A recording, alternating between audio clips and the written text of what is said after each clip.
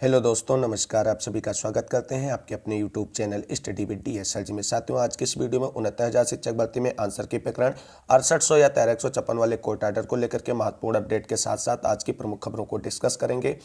आप सभी से निवेदन है वीडियो अंत तक देखें, जिससे वीडियो में शेयर की गई सारी जानकारी को आप आसानी से समझ सकें। वीडियो में आगे बढ़ने से पहले छोटी सी रिक्वेस्ट है कि प्लीज़ वीडियो को लाइक करें, दोस्तों में शेयर करें और जितने भाई बहन चैनल पर पहली बार विजिट करें उनसे निवेदन है कि प्लीज़ चैनल को सब्सक्राइब करके बेल आइकन जरूर दबाएं। तो आइए साथियों, शुरू करते हैं आज का वीडियो। सबसे पहले देख लेते हैं आज की महत्वपूर्ण खबरों को, उसके बाद डिस्कस करेंगे 6800 कोर्ट आर्डर और 69,000 शिक्षक भर्ती में आंसर की प्रकरण से जुड़ी हुई महत्वपूर्ण अपडेट। आज की पहली खबर निकल करके आ रही यूपी ट्रिपल एससी की तरफ से वन दरोगा भर्ती की मुख्य परीक्षा के लिए कट ऑफ किया गया जारी। वहीं यूपी ट्रिपल एससी की तरफ से एक रिजल्ट भी जारी कर दिया गया है। सहायक बोरिंग टेक्नीशियन के अभिलेख परीक्षण की कट ऑफ भी जारी कर दी गई है यूपी ट्रिपल एससी की तरफ से। खबरों को जानते हैं विस्तार से। अधीनस्थ सेवा चयन आयोग ने वन दरोगा भर्ती की मुख्य परीक्षा का कट ऑफ जारी कर दिया। आयोग ने पीटी 2021 के सामान्य स्कोर के आधार पर कुल 701 पदों के सापेक्ष 19,227 का परिणाम व कट ऑफ जारी किया है। इसे आयोग की वेबसाइट पर अपलोड कर दिया गया है। आयोग के सचिव अवनीश सक्सेना ने कहा कि शॉर्ट लिस्ट अभ्यर्थियों की सूची में जांच के अधीन अभ्यर्थी मुख्य परीक्षा में औपबंधिक रूप से शामिल होंगे। उन्होंने बताया कि शॉर्ट लिस्ट अभ्यर्थियों को लिखित परीक्षा में शामिल होने के लिए ऑनलाइन शुल्क जमा करने के बारे में अलग से सूचित किया जाएगा। वहीं आपको बता दें, सहायक बोरिंग टेक्नीशियन के अभिलेख ही परीक्षण का भी कट ऑफ जारी कर दिया गया है यूपी ट्रिपल एससी की तरफ से। अधीनस्थ सेवा चयन आयोग ने सहायक बोरिंग टेक्नीशियन के 486 पदों के लिए अभिलेख परीक्षण के लिए भी कट ऑफ जारी किया है। आयोग के सचिव के अनुसार लिखित परीक्षा के आधार पर 486 पदों के लिए 2832 अभ्यर्थियों का परिणाम जारी किया गया है। यह अंतिम चयन परिणाम नहीं है। अभ्यर्थी आयोग की वेबसाइट पर इसकी विस्तृत जानकारी ले सकते हैं। तो कहीं ना कहीं अब इसके बाद में आप सभी को बता दें, यूपी ट्रिपल एससी के पास लेखपाल भर्ती परीक्षा का रिजल्ट बचेगा और उम्मीद की जा रही कि जल्द ही कोर्ट से मामले के शॉर्ट आउट होने के बाद ही यूपी ट्रिपल एससी की तरफ से यूपी लेखपाल भर्ती परीक्षा जो 8,085 पदों पर आयोजित की गई थी उसका रिजल्ट अनाउंस कर देगा, क्योंकि इस रिजल्ट का इंतजार लाखों अभ्यर्थियों का कई महीनों से है। अब मूव करते हैं आज की अगली प्रमुख खबर की तरफ। जैसा कि आप सभी लोग जानते हैं, अगली खबर है CTET रिजल्ट से जुड़ी हुई महत्वपूर्ण अपडेट। आप सभी लोग जानते हैं, कल शाम को CTET यानी सीटेट का रिजल्ट जारी कर दिया गया था। उसी है सेंट्रल टीचर एलिजिबिलिटी टेस्ट के परिणाम घोषित हो गए हैं। जल्दी डिजी लॉकर में मिल जाएगी अंक तालिका। जो भी अभ्यर्थी अपनी अंक तालिका डाउनलोड करना चाहते हैं उनको डिजी लॉकर ऐप डाउनलोड करना होगा और उसके माध्यम से ही वो अपनी CTET यानी सीटेट का रिजल्ट डाउनलोड कर पाएंगे। CPSC की आधिकारिक वेबसाइट पर परिणाम सभी अभ्यर्थियों के द्वारा देखा जा सकता है। पूरा डिटेल्ड न्यूज़ यहाँ पे दिया हुआ है। आप अपने रिजल्ट को चेक करने के लिए साइट पर जा सकते हैं। CTET.nic.in और CBSE की वेबसाइट है CBSE.nic.in पर देखे जा सकते हैं। बाकी पूरा डिटेल दिया हुआ है, कितने अभ्यर्थी किस परीक्षा में बैठे और कितने सफल हुए थे। तो इस परीक्षा में सफल हुए सभी अभ्यर्थियों को ढेर सारी शुभकामनाएं। अब मूव करेंगे अगली प्रमुख खबर की तरफ।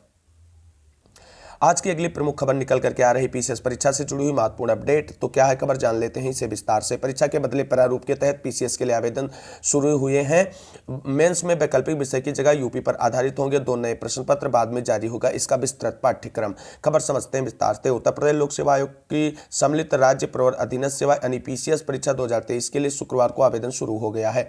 फिलहाल 173 पद घोषित किए गए, हालांकि पदों की संख्या बढ़ने की उम्मीद है। आयोग ने PCS 2023 से मुख्य परीक्षा के प्रारूप में बड़ा बदलाव किया है। अब वैकल्पिक विषय खत्म कर दिया गया है। इसकी जगह सामान्य अध्ययन के 2 प्रश्न पत्र शामिल किए गए हैं। इस बदलाव के बाद पहली बार आवेदन मांगे गए हैं। दोनों प्रश्न पत्र उत्तर प्रदेश पर आधारित होंगे। हालांकि अभी इन दोनों प्रश्न पत्रों के पाठ्यक्रम जारी नहीं किए गए हैं। आयोग ने विज्ञापन में स्पष्ट किया है कि जल्दी इनके पाठ्यक्रम जारी किए जाएंगे। सामान्य अध्ययन के अन्य 4 प्रश्न पत्रों के सिलेबस में किसी तरह का बदलाव नहीं किया गया है और आयोग इसी महीने अन्य 220 पदों के लिए शुरू करेगा भर्ती प्रक्रिया। कौन से पद हैं? PCS के अलावा आयोग की ओर से इसी महीने अन्य विभागों में 220 पदों के लिए भर्ती प्रक्रिया शुरू की जाएगी। सबसे अधिक 127 पद आयुष विभाग आयुर्वेद में अलग अलग विषयों के प्रवक्ता के हैं। इनके लिए मार्च के अंतिम सप्ताह में विज्ञापन जारी किए जाने की संभावना है। विधि विज्ञान प्रयोगशाला में वैज्ञानिक अधिकारी के 41, वहीं चिकित्सा अधिकारी यूनानी के 26, आवासीय चिकित्सा अधिकारी एवं चिकित्सा अधिकारी होम्योपैथी की 23, रीडर कुल्लियात एवं रीडर राजे जिल्द व तंजीनियत के 2 तथा कीट विज्ञान सहायक के पद के लिए 1 भी इस महीने के अंतिम सप्ताह में विज्ञापन आप सभी साथियों को देखने को मिल सकता है। वहीं आपको बता दें, असिस्टेंट प्रोफेसर भर्ती परीक्षा की प्रतीक्षा सूची में शामिल 20 अभ्यर्थियों को मिला है मौका। क्या है खबर, जान लेते हैं विस्तार से। उच्चतर शिक्षा सेवा आयोग की असिस्टेंट प्रोफेसर भर्ती विज्ञापन संख्या 50 के लिए घोषित अंतिम परिणाम के आधार पर चयनितों को कॉलेज आवंटन की प्रक्रिया पूरी हो गई। इसके बाद अलग अलग विषयों के रिक्त 20 पदों के लिए प्रतीक्षा सूची में शामिल अभ्यर्थियों का चयन किया जाएगा। उच्च शिक्षा निदेशालय ने विषयों रैंकवार प्रतीक्षा सूची के चयनित अभ्यर्थियों की सूची जारी कर आवेदन के लिए कहा है। इसके अनुसार अंग्रेजी में सामान्य रैंक से 1 से 3, EWS रैंक में 1 और वहीं भौतिक विज्ञान में जनरल रैंक 1 से 2, OBC रैंक 1 से 2, राजनीति विज्ञान में जनरल रैंक 10, महिला 1 है, OBC रैंक 6, महिला 1 है, और वहीं SC रैंक 1 से 2 और समाजशास्त्र SC रैंक 2 है, शिक्षा शास्त्र EWS रैंक 2, महिला 1 है, OBC रैंक 1 है और SC रैंक 1 है। कृषि अनुवांशिकी एवं पादप प्रजनन OBC रैंक 1 और सस्य विज्ञान जनरल रैंक 1, कृषि सांख्यिकी OBC रैंक 1 तथा जीव रसायन जनरल रैंक के अभ्यर्थियों के ऑनलाइन विवरण भरना होगा। तो ये थी PCS से जुड़ी हुई आज की महत्वपूर्ण खबर। अब मूव करते हैं आज की अगली प्रमुख खबर की तरफ। अगली प्रमुख खबर जो है वो कहीं ना कहीं उत्तर प्रदेश के युवाओं को झकझोर देने वाली खबर है, क्योंकि आप सभी लोगों ने देखा है, हमारे थंबनेल में लिखा हुआ है, उत्तर प्रदेश में रोजगार और सरकारी नौकरी सबको नहीं। उसी से जुड़ी हुई ये महत्वपूर्ण अपडेट है। आप सभी लोग इसे थोड़ा संयम से और पूरा विस्तार पूर्वक देखें। कोई सरकार नहीं दे सकती है सबको सरकारी नौकरी। क्या है खबर, जान लेते हैं विस्तार से।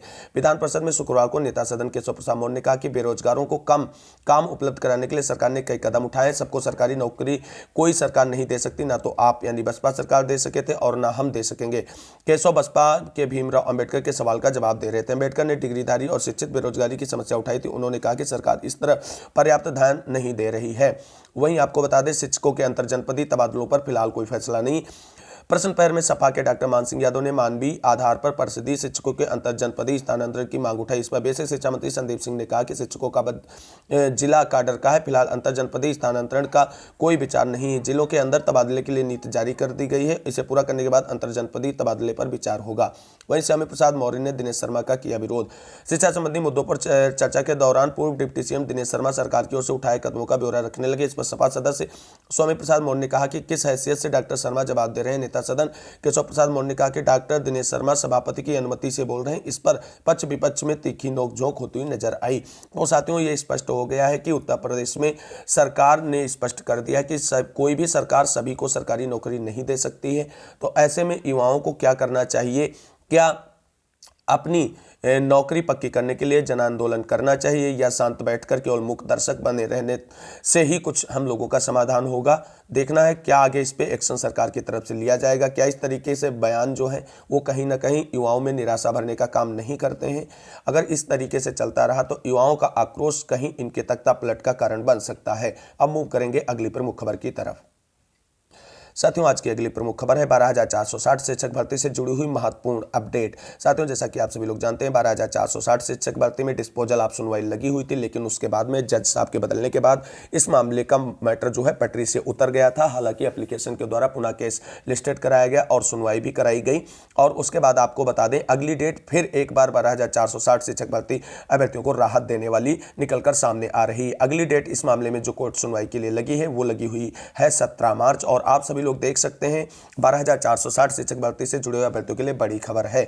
This case is likely to be listed on 17 March 2023 for final disposal. ये सबसे इंपॉर्टेंट पॉइंट यहाँ पे मेंशन किया हुआ है कि 17 मार्च को जो 12,460 शिक्षक भर्ती से जुड़ी हुई डेट लगी है वो फाइनल डिस्पोजल आप सुनवाई के लिए लगी हुई है। अब देखना है कि 17 मार्च की सुनवाई के लिए जो भी ये केस स्टेटस जारी किया गया है, क्या डिस्पोजल आप सुनवाई होगी, ऑर्डर रिजर्व होगा, और उसके बाद 12,460 शिक्षक भर्ती से जुड़े हुए अभ्यर्थियों को कहीं ना कहीं लंबे समय से चली आ रही मानसिक प्रताड़ना से मुक्ति मिलेगी और उनकी नियुक्ति प्रक्रिया पूरी करने का आदेश निर्गत किया जाएगा, या उन्हें और लंबा इंतजार करना पड़ सकता है। 12,460 शिक्षक भर्ती से जुड़ी हुई जो भी अपडेट होगी आप सभी को ऑथेंटिक रूप से इसी चैनल के माध्यम से डिस्कस करेंगे। इसके लिए चैनल को सब्सक्राइब करके बेल आइकन जरूर दबाएं।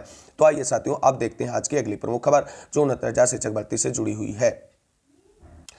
साथियों अब बात कर लेते हैं 69,000 शिक्षक भर्ती में आंसर की प्रकरण से जुड़ी हुई बड़ी अपडेट के बारे में। तो साथियों जैसा कि आप सभी लोग जानते हैं 69,000 शिक्षक भर्ती में आंसर की प्रकरण की नियुक्ति प्रक्रिया आगे बढ़ाने के लिए लगातार साथियों के द्वारा पीएनपी पर धरना प्रदर्शन किया जा रहा था। कल धरना प्रदर्शन समाप्त कर दिया गया है क्योंकि जिस मकसद से धरना प्रदर्शन किया जा रहा था वो पूरी तरीके से सफल हुआ है और आगे की प्रक्रिया बढ़ा दी गई है।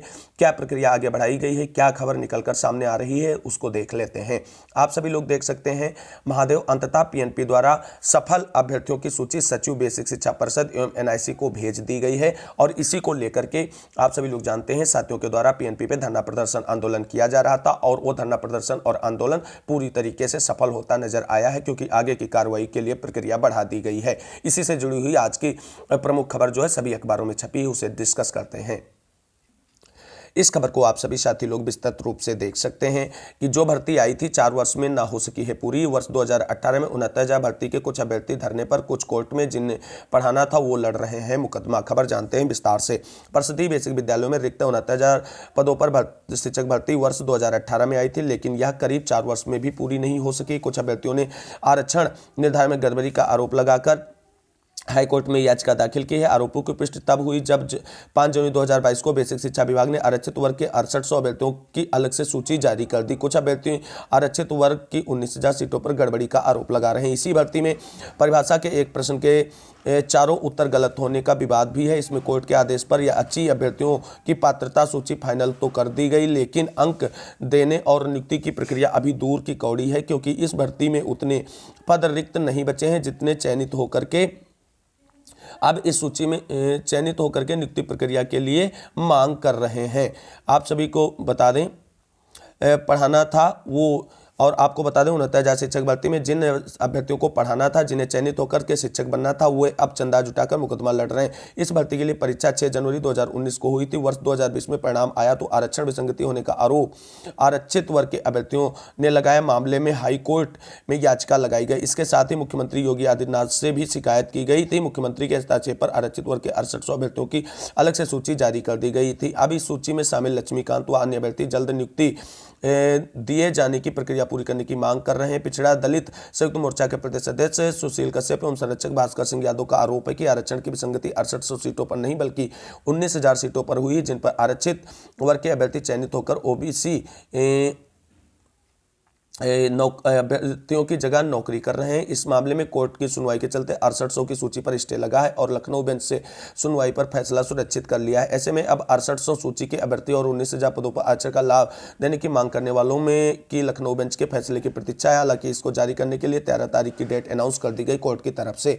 आरक्षित वर्ग के अभ्यर्थी राजेश चौधरी का कहना है कि इस भर्ती में एनओसी प्रकरण के दौरान सचिव बेसिक शिक्षा परिषद द्वारा नया कटाव जारी करने से एक और प्रश्न खड़ा हो गया है कि आखिर इस भर्ती में 2 कटाव कैसे हो सकती है। उधर गुणांक के आधार पर कटाव मामले में अनारक्षित वर्ग की अभ्यर्थी पूजा तिवारी ने अलग याचिका दाखिल कर दी। इस तरह भर्ती पूरी कानूनी पेच में उलझती हुई नजर आ रही है। वहीं आपको बता दें एक अंक विवाद में अभ्यर्थियों की सूची फाइनल, धरना कर दिया गया है खत्म। आप सभी लोगों ने देखा कि पीएनपी पर धरना प्रदर्शन आंसर की प्रकरण वाले अभ्यर्थियों का जारी था और 5 दिनों का लगातार धरना प्रदर्शन करने के बाद उन्हें अपने मकसद में कामयाबी मिली है और आगे की प्रक्रिया बढ़ा दी गई। इसको लेकर के साथियों के द्वारा धरना प्रदर्शन खत्म करने का ऐलान भी कर दिया गया है। साथियों अब देखना यह होगा कि आगे की प्रक्रिया में कब तक इनकी नियुक्ति प्रक्रिया का मैटर सामने निकल कर आता है और आगे की प्रक्रिया विस्तृत रूप से आप सभी के सामने देखने को मिलेगी। तो ये थी 69,000 शिक्षक भर्ती में आंसर के प्रकरण से जुड़ी हुई महत्वपूर्ण अपडेट। अब बात करते हैं 69,000 शिक्षक भर्ती आरक्षण विसंगति में 6800 या 13,156 वाली कोर्ट ऑर्डर को लेकर के आज की महत्वपूर्ण अपडेट।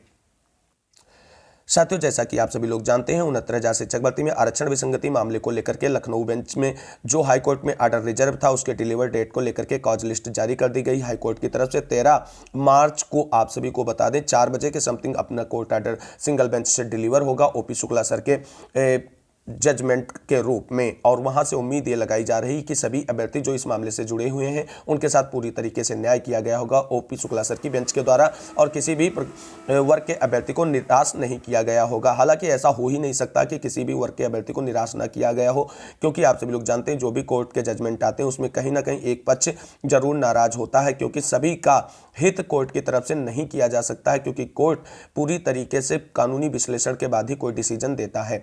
तो वहीं आपको बता दें 6800 या 13,156 मामले में जो कोर्ट ऑर्डर 13 मार्च को डिलीवर होने के लिए डेट जारी की गई उसमें किसका पक्ष मजबूत है। तो आप सभी साथियों को बता दें, अभी तक जहां तक पूरा विश्लेषण किया गया है शुरू से आखिरी तक, उसका अगर बिहाफ पर देखा जाए तो आपको बता दें 6800 चयनितों का पक्ष सबसे मजबूत है। और वहीं आपको बता दें अपने अपने तरीके से आप देखेंगे तो 19,000 सीटों पर मांग करने वाले अभ्यर्थी उनका भी पक्ष सबसे स्ट्रांग कहेंगे, और याची लाभ वाले ये कहेंगे कि हमारा ही पक्ष इसमें सबसे मजबूत है। हालांकि सबसे पक्ष उसी का मजबूत होगा जिसके साथ सरकार स्टैंड होगी और कोर्ट जिसके फेवर में डिसीजन देने को लिखा होगा।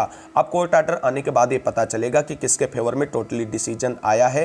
क्या 6800 सीटों पर नियुक्ति के लिए डायरेक्शन दिया गया है, या 19,000 सीटें जो 27-21% कोटे की बनती हैं उन पर नियुक्ति के लिए कोई डायरेक्शन दिया गया है। कोर्ट ने क्या सर्वमान्य हल निकाला है जिससे आगे कोई कानूनी विवाद ना हो, क्योंकि इतना लंबा समय लेने के बाद अगर कोर्ट डिसीजन आ रहा है तो कहीं ना कहीं एक बेहतर कोर्ट डिसीजन निकलकर सामने आएगा।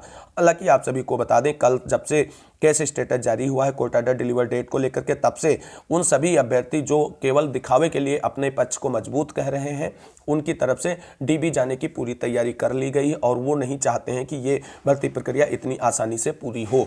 क्योंकि आपको बता दें वो भले ही ऑनलाइन आकर के ये कह रहे हों लाइव में कि हमारा पक्ष सबसे मजबूत है और हम ही जीत रहे हैं, लेकिन कहीं ना कहीं उन्हें पूरी तरीके से आश्वस्त हैं कि हमारी जीत इतनी आसान नहीं कोर्ट से। ऐसे में वो सभी साथी जो इस भर्ती प्रक्रिया को और आगे फंसाना चाहते हैं वो डीबी जाने की तैयारी शुरू कर दिए हैं। लेकिन आप सभी को बता दें 6800 चयनितों को पूरी तरीके से सावधान और सतर्क रहने की जरूरत है।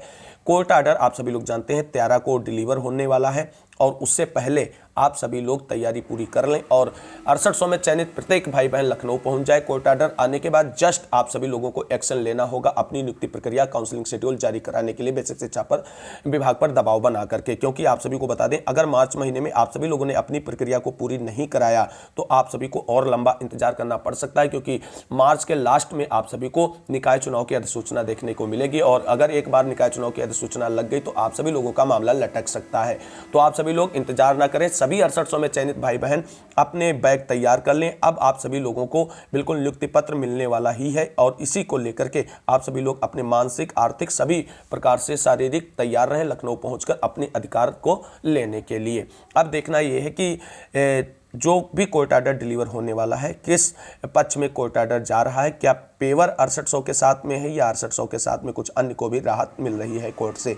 जो भी अपडेट होगी अब कोर्ट ऑर्डर आने के बाद सब कुछ स्पष्ट होने वाला है। अभी सभी पक्ष जीत रहे हैं, लेकिन सबसे स्ट्रांग पक्ष केवल और केवल 6800 का है, क्योंकि सरकार भी इन सभी के साथ खड़ी हुई है। तो ये थी आज की कुछ महत्वपूर्ण अपडेट जिसको मैंने डिस्कस किया है आप सभी के साथ। उम्मीद करते हैं जानकारी हेल्पफुल होगी। अगर जानकारी अच्छी लगी तो प्लीज़ वीडियो को लाइक करें, दोस्तों में शेयर करें और चैनल को सब्सक्राइब करके बेल आइकन जरूर दबाएं। मिलेंगे अगली वीडियो में, तब तक के लिए सभी साथियों को जय हिंद, जय भारत, वंदे मातरम। आप सभी साथियों का दिन शुभ हो।